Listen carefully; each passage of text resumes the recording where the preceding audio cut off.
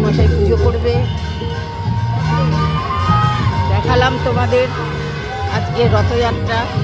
আবার আসবে 1 বছর পর, আবার এই আনন্দ হবে।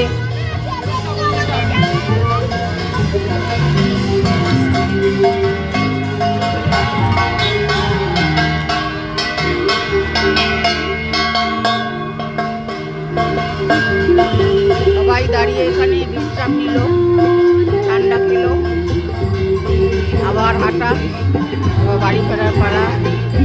রাখলাম, সবাই ভালো থেকো।